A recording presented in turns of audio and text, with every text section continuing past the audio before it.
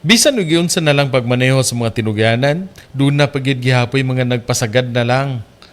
Pipila na lang unta ka adlaw buwan na sa piyesta. Apan sa mga kausapa, sa hulga sa African Swine Fever, ang Bohol nalutsan pa.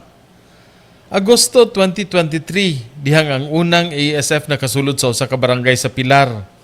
Ug aron dili makatag ang kagaw, ang mga kontaminadong baboy, karne, hilaw ug niluto ng daan kinahanglan dili makagawa sa mga tinugyanan gibantayan. Dili man delikado ang ASF sa tao, nilibok ang mga bulanon nga sa baboy nagpadako.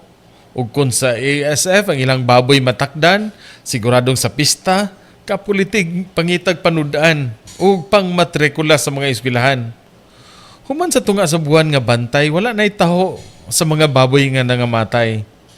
Kung nakalingkawas ang Bohol sa ASF sa una, karon ambot lang kaha. Kay diha nga gisunod sa mga tinugyanan ang mga maagi nga ang ASF sa Pilar na Santa, pastilan kadto bagyod nga wala makasabot sa hulga ang nanggibanha. Dihang gididan pagpatabok sa mga lugar nga naapektuhan ang mga buhing baboy, ihawon ug lechonon, lakip na ang mga karne ug giluto gikan niini, pastilan ng reklamo makalilisang.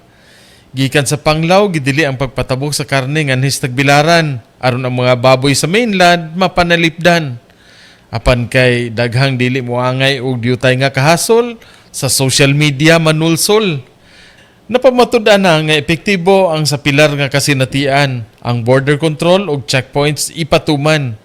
Apan kadtong wala katugkad sa ASF nga epekto, pagka-brighta gid kaayo. Ang kahasol sa traffic kumingking ra kon ang 6 bilyones nga pamuhig baboy mo ay mawala. Kung may angay mo reklamo sa traffic, sila ang mga pulis nga na-augment. Dili gani taga Panglaw ug Dauis. Apan nag-checkpoint ug border control. Aron sa sunod nga pista, ang mga baboy nga ibutang sa lamisa, sa sakit wala ug sigurado ta. Kami dili gani mi taga diri, no? Taga Dauis na muyo mi sa laing lugar pero nianhi mi diri. Nagbulad mi giinit tungod aron makatabang puta no sa ato ang mga ubang katawhan nga dili sad mukayanap ang maong ASF.